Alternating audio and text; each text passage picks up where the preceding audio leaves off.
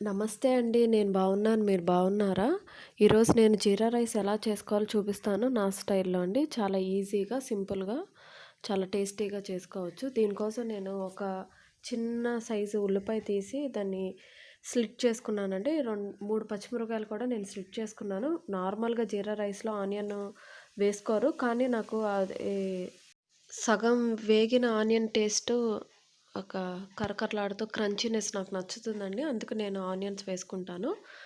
Chillies కూడా వేసుకుంటానండి. నేను first దీనికోసం ఒక స్పూను జీలకర్రని, ఒక స్పూన్‌ని షాజీరాని నేను కడిగి పక్కకు పెట్టుకున్నానండి. నానబెట్టుకున్నాను. దాంట్లో దుమ్ము ఉంటుంది కదా!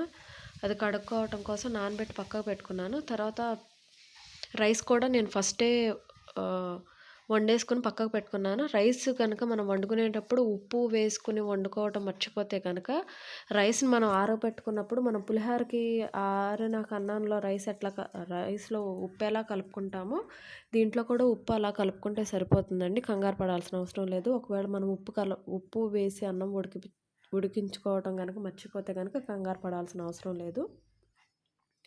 ఒక ప్యాన్ పెట్టుకొని ప్యాన్‌లో ఆయిల్ వేసుకోవాలండి. ఆయిల్ ఎక్కువ అవసరం లేదు. ఒక్క స్పూన్ ఆయిల్ అండి.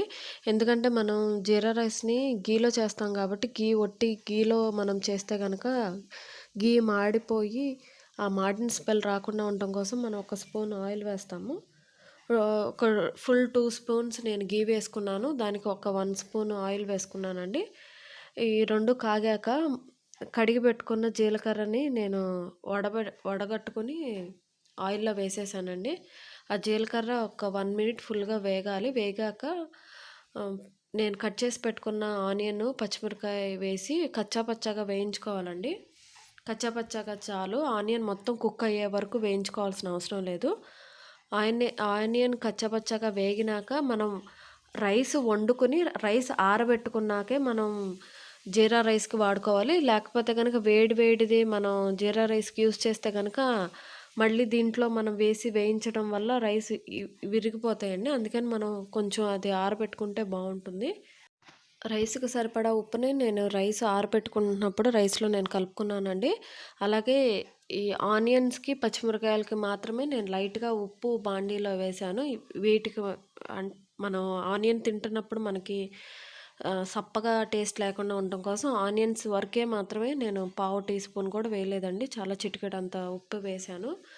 ఆనియన్స్ కచ్చా పచ్చాగా వేగాక ఆరబెట్టుకున్న రైస్‌ని బాండీలో వేసి బాగా ఫ్రై అయ్యే వరకు జీలకర్ర ఫ్లేవర్ ఆ రైస్‌కి బాగా పట్టే వరకు మనం వేయించుకోవాలండి. ఆరిపోయిన రైస్ మళ్ళీ హీట్ ఎక్కే వరకు మనం వేయించుకోవాలి. ఈ జీరా రైస్‌లోకి దాల్ తడక మంచి కాంబినేషన్ అండి. చాలా బావుంటుంది. ఆ రెసిపీ కూడా నేను పోస్ట్ చేస్తాను. ఒకసారి చూడండి. మీకు నచ్చితే గనక ఈ రెసిపీ ఒకసారి ట్రై చేయండి. మీకు నచ్చితే గనక నా ఛానల్ లైక్ చేయండి, షేర్ చేయండి, సబ్స్క్రైబ్ చేసుకోండి. రెసిపీ మాత్రం చాలా ఈజీ అండి. ఒకసారి ట్రై చేయండి. మీకు కూడా తప్పకుండా నచ్చుతుంది. Thank you.